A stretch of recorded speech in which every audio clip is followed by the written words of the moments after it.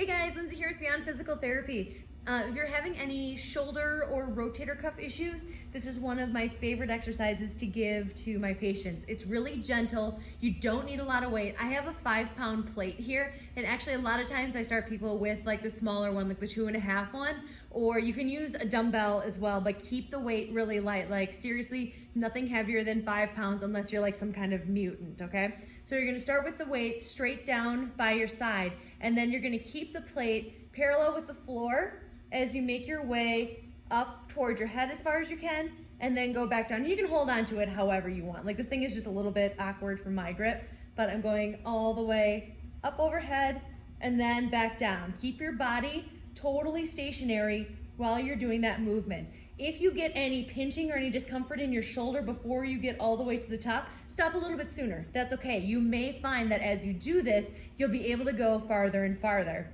Now, the reason I want you doing this with a light weight is that I want you to do this until you get fatigued. Ideally, you should only have maybe like a couple of repetitions left in the tank. So you should be very tired by the time that you're done with this particular movement. So you start with that. So that's number one.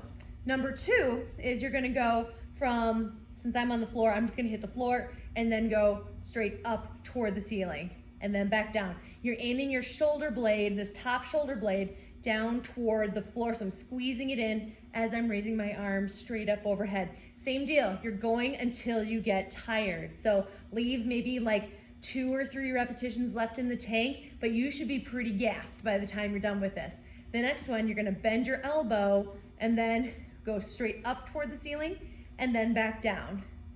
Rotate straight up and then down. Keep your elbow bent right at 90 degrees.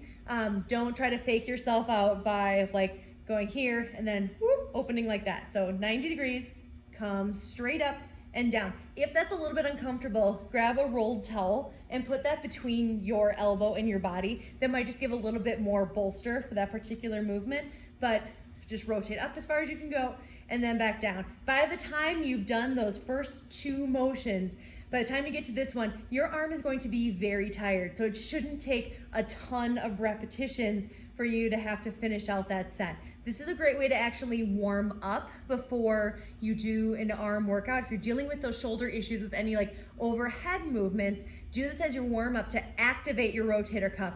Yes, it's going to be tired, but because it's such a low weight, you still will have some gas in the tank to do your workout. So it's a great place to start and then get everything activated that you need to be able to do a proper overhead workout. It actually should get a lot more comfortable because what your rotator cuff does is it helps suck the ball into the socket so that then it can move more appropriately. So we're activating those sucking muscles by doing these 3 different motions. So give that a try and see how it goes. Thanks, guys.